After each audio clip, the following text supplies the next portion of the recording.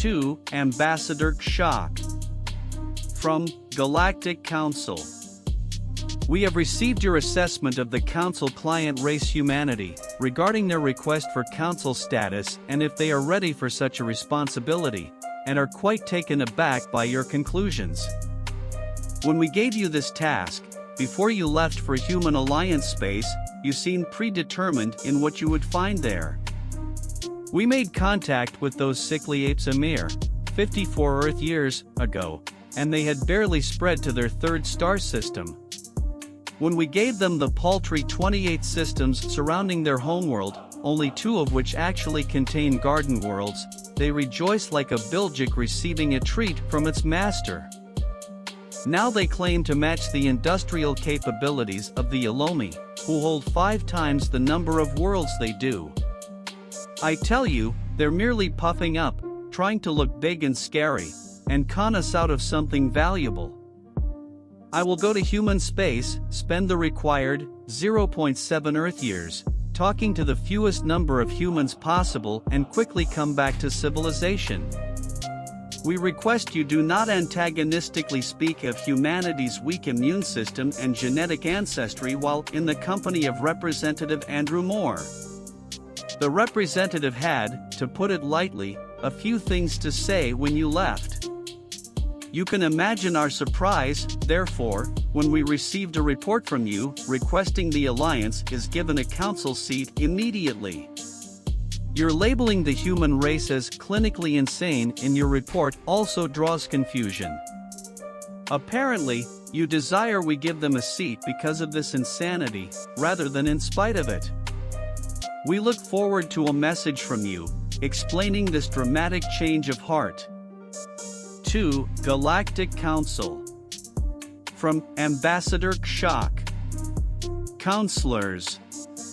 I stand by the conclusions made in my report, and my claims that the humans have a lot to give the galaxy. I still believe that any race, given the resources humanity has, simply couldn't grow to meet the demands of Council status. That is, of course, except the humans. When we handed over legal ownership of those 28 systems, we thought we were giving them scraps, 100 death worlds with a few, to borrow a human phrase, diamonds in the rough mixed in. Nobody, not even the rake, has the aptitude and faith in technology to build more than the odd scientific outpost or recon station on any one of those worlds. Space, as we all know, is a desert with a tiny oasis every 500 light-years. The humans, as I have seen, can take the driest desert and turn it into a garden. Their 2 new garden worlds, Darwin and Rosalind, now have populations numbering in the billions, and both shine on the night side from the new cities. But these worlds, along with Earth, barely account for 30% of the 40 billion humans alive right now. For another 30%, you have to look at those death worlds.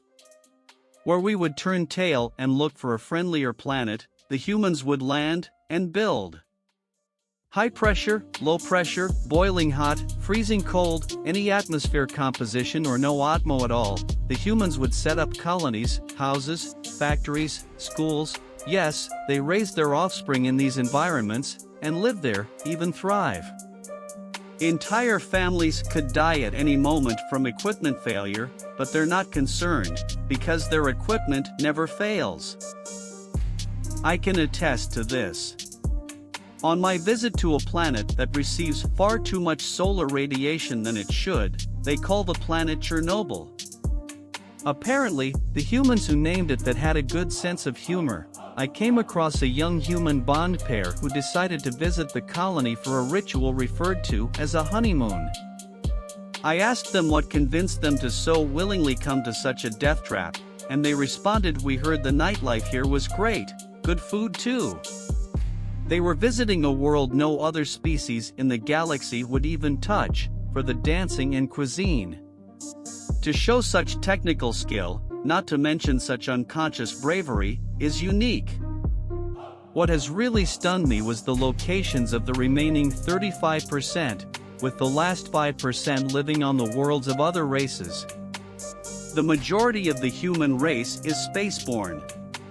To us, space is the thing you endure for as long as you need to, until you can get somewhere where it's possible to survive. To the humans, space is prime real estate.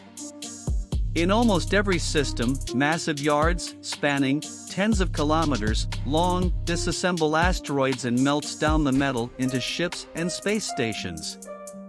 Most systems sport an ever-growing ring of space-based solar power stations, usually made from the guts of the innermost planet. This, they claim, has eliminated an energy crisis they've been having for centuries, and one we've been having right up to today, though I decided not to mention that, and they're now a net exporter for antimatter, making them a potential solution for said energy crisis. The Human Alliance space fleets has been doing some work since first contact. 20% of spacers are in the Navy, and each ship is a work of art. Obviously, they can't tell me every military secret, but what they can show could make turns that would tear our ships in half, soak up hits that would obliterate us, and keep on firing long after our heat sinks fill to capacity and we start cooking our own crews. I had the opportunity to see the latest completed fleet engage in war games, and the skill with which they operate makes one's head spin.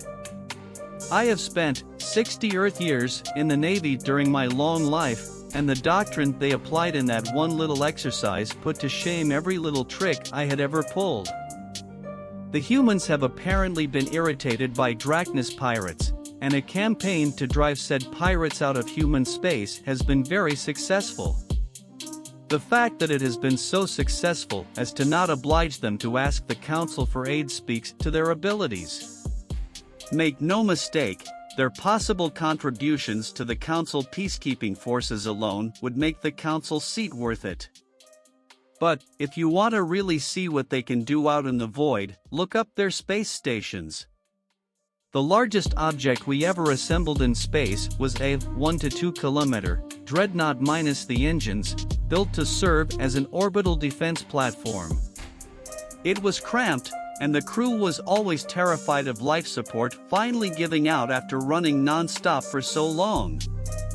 Next to the humans, our attempts were pathetic. Their capital is not on Earth anymore, it is on a megastructure in high Earth orbit, what they call an O'Neill cylinder, 70 kilometers long and 5 kilometers wide. Think, a massive tube, slowly spinning to simulate gravity. Outside, solar panels and bulkheads. Inside, cities, parks and lakes, a paradise worthy for the diplomatic and cultural heart of humanity. And they put it in fucking space. That is why they are crazy, and why we need them. So many generations ago, they set themselves the task of taming the stars. Many others, including all races on the Council, had this goal at some point, but shied away once the magnitude of it set in. Now, we content ourselves with what nature will give us. Not the humans, they found every single way the universe can ruin a planet, and saw it as an opportunity to show off just how clever they were. I beg you, give them a seat, because eventually something will come along and try to destroy them, and I would prefer to be on their side when that happens.